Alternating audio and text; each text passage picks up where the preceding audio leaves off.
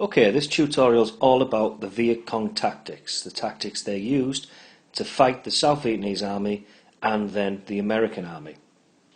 So, let's concentrate a little bit on looking at this.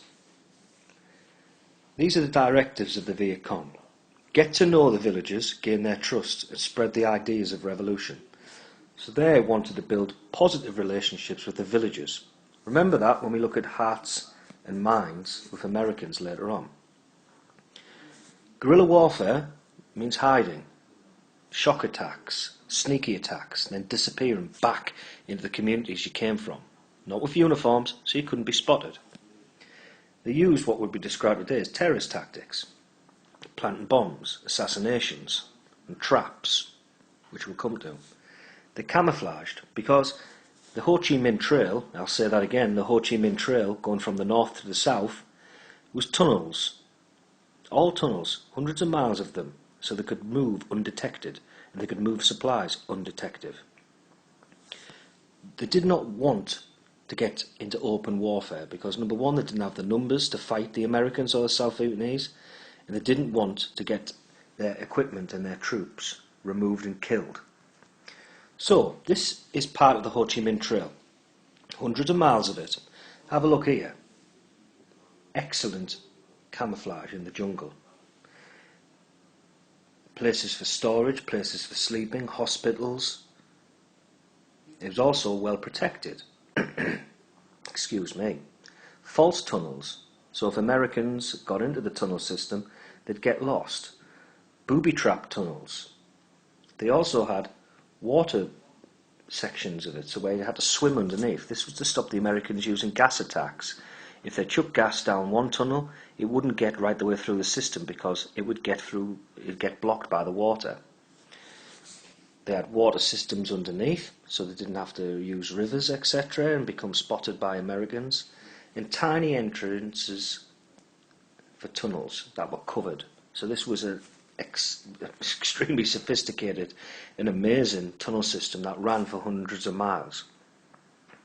Traps that they used. The Viet Cong did not have lots of weapons, so what they found was the most effective way in dealing with the Americans was to use traps. For every one man that's injured, two more have to carry him, and it's slow down, moving through the jungle. So in fact you've taken out 3 troops with one trap. Punji traps here, covered in the poo, feces, of animals or humans, made this a biological trap. The foot goes down, the spike goes into the boot or into the leg, infects and can cause death or amputation, and the psychological damage that when you're walking through the jungle as an American, you are watching every step you take. Here's an entrance to a Vietnamese tunnel system. As you can see, it's tiny. Most Americans, Westerners, couldn't get down to these holes, and they were undetected. You would not be spotting this, but underneath there's all the Ho Chi Minh Trail, all the tunnels.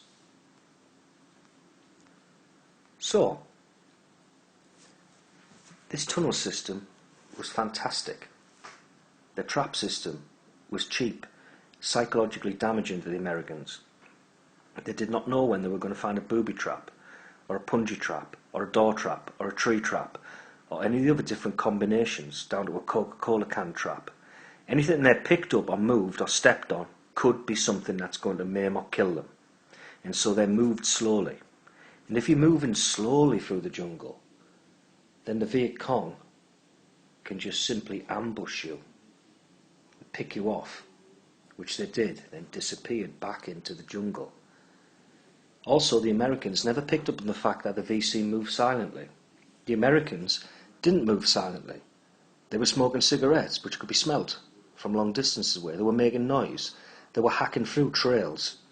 It made it obvious where they were at any point, and the VC could attack if they wished, or place traps in front of them as they went, or they could ambush them.